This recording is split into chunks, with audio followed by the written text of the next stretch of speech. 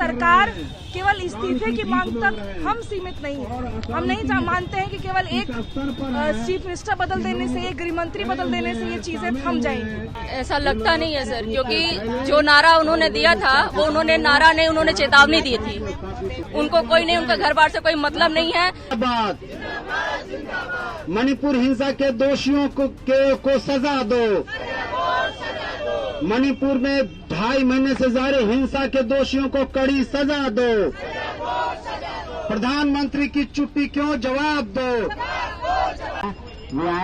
मणिपुर में हुआ अमानवीय व्यवहार को लेकर के राजधानी पटना में सिटीजन फोरम के जो लोग हैं वो धरना प्रदर्शन दे रहे हैं। उनका कहना है कि प्रधानमंत्री मोदी आपराधिक चुप्पी में इस वक्त हैं और वो भारत के लोगों के सवाल का जवाब नहीं दे रहे। जिस तरह से महिलाओं के साथ ज्यादती हुई और मणिपुर हिंसा और खून में जाकर के लथपथ हो गया, ऐसे में प्रधानमंत्री मोदी खामोश हैं, उनके नेता खामोश हैं। जो सरकार सत्ता में बैठी है वो चुपचाप बैठी हुई है और बेटियों की आबरू लूटी जा रही है। इन्हीं सारे मुद्दों को लेकर के राजधानी पटना में सिटीजन फोरम के जो लोग हैं वो धरना प्रदर्शन कर रहे हैं। इनमें बड़ी संख्या में महिलाएं भी शामिल हैं और जो सिटीजन फोरम के लोग हैं वो ये कह रहे हैं कि प्रधानमंत्री मोदी को इस पर जवाब देना होगा। और ये हम लोग शुरू दिन से मणिपुर की हिंसा को लेकर के सवाल जवाब कर रहे हैं, लेकिन सरकार बोलने और सवाल का जवाब देने के लिए तैयार नहीं है। फिर भी हम प्रधानमंत्री मोदी को ये आपराधिक चुप्पी का दोषी मानते हैं। क्या कुछ कह रहे हैं, पूरा मामला सुनिए आप। इतनी सारी ऐसी घटनाएं होंगी जो सामने आएंगी और ये एक आम घटना नहीं है। जो सरकार सत्ता में बैठी है वो एक फांसीवादी सरकार है। जैसे हिटलर गैस चेंबर जर्मनी में बना करके अपना फांसीवादी चरित्र दिखा रहा था,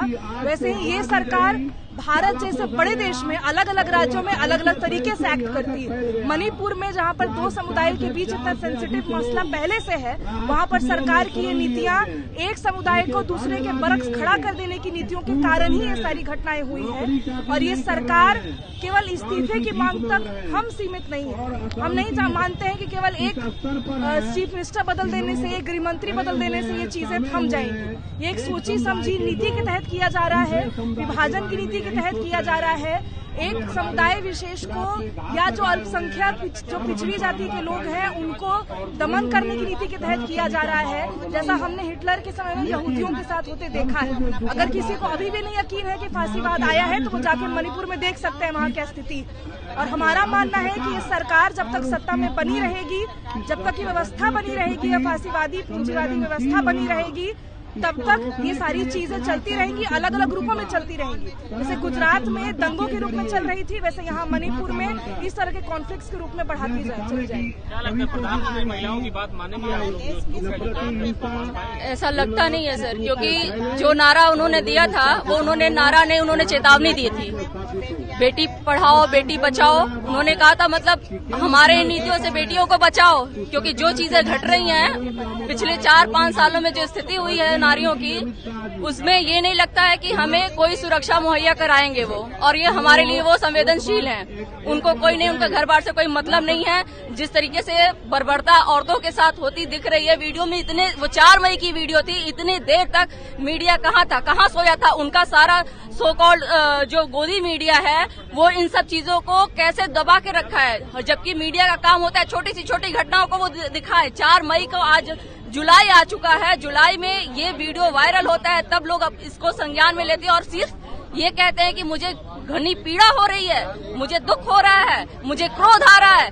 किसी कोरोना में उनको दुख होता है, फिर उसके बाद पुलवामा पे उनको तकलीफ होती है, फिर उसके बाद वो कहते हैं कि इसमें हमें क्रोध आ रहा है। क्रोध और पीड़ा से मतलब नहीं है। अगर ये चीजें हैं तो गद्दी छोड़ दीजिए, अगर नहीं समझ रहा है, या फिर हम 2 प्रधानमंत्री रखे, एक एक्शन लेने वाला और एक कहते हैं कि एक बयानबाजी करने के लिए दुख और पीड़ा संवेदना अपना बस हम लोगों तक प्रसारित करने वाला। प्रचार करना है तो हमें प्रचार के लिए हमने पीएम नहीं चुना है, हमने चुना है लॉ एंड ऑर्डर को बेहतर बनाने के लिए। आप इन्हीं सब मुद्दों से अगर आप आए हो तो इन सब मुद्दों पे आप चुप्पी क्यों साधे? और वो स्मृति ईरानी जी से पूछना चाहते हैं हम लोग कि जो पहले यूपीए गवर्नमेंट को हर छोटी छोटी बात पे चूड़ियां भेजा करती थी, इतने संवेदनशील मुद्दे पे उनकी चुप्पी क्यों है?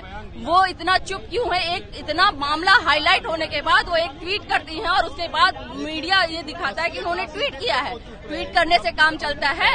अगर वो ये सारी चीजें हैं, हमारे देश की जो राष्ट्रपति है वो महिला है और एक महिला नहीं बोले एक महिला के लिए, तो आप ये सोच लीजिए कि सारे लोग तलवे चाटने के लिए पदभार क्या कर लगता है मैडम कि महिलाओं का जो दर्द है वो प्रधानमंत्री असल मायने में समझ रहे हैं या सिर्फ सियासी? जी नहीं, ये बस बयानबाजी हो रही है। जब से बीजेपी की सरकार आई है, आप शुरू से उठा के देख लीजिए, हाथरस कांड हो और आज कुकी समुदाय वाला कांड हो गया, और सिर्फ इन लोग बयानबाजी करें। पहले तो वो चुप रहते हैं कि किसी तरह बातें दब जाए, जब बाहर आई है वो भी प्रधानमंत्री ने कोई एक्शन नहीं लिया। अभी तक प्रेसिडेंट रूल नहीं लगा, वहाँ के सीएम से इस्तीफा नहीं लिया गया है, लॉ एंड ऑर्डर खराब है। और सबसे बड़ी बात, महिलाओं के साथ जो विभत्स अत्याचार हुआ है उसको बर्दाश्त नहीं किया जाएगा। और सारे संगठनों की महिलाएं एक साथ आवाज उठा रही हैं। क्या लगता है सियासी दबाव से काम होगा या प्रधानमंत्री को सोचना पड़ेगा कि इस तरह की घटना ना हो जिससे इंसानी शर्मसार हो रही है? देखिए, सरकार का जो काम है वो सरकार तो नहीं कर रही है ना। जो भाजपा की जो सरकार है मणिपुर में वो कर रही है, और केंद्र सरकार की भी आपराधिक चुप्पी है। तो इसमें तो जनता को ही संगठित होकर आगे आना होगा। और जिस ढंग से वो वायरल हुआ है, महिलाओं के साथ जो नृशंस व्यवहार का जो ये हुआ है, तो उसके बाद पूरे देश में बवाल मच गया। पूरे देश में लोग सड़कों पर निकलकर विरोध कर रहे हैं, और तब प्रधानमंत्री की चुप्पी टूटी। तो इसमें तो प्रधानमंत्री की संलिप्तता मानी जाएगी। और भाजपा जो नफरत की जो राजनीति कर रही है, वहाँ जो दो समुदायों के बीच में जिस ढंग से नफरत फैलाकर और अपना जो सियासत की रोटी सेकना चाहती है, इसमें निश्चित तौर पर इसके विरोध में लोगों को सड़कों पर उतरना चाहिए।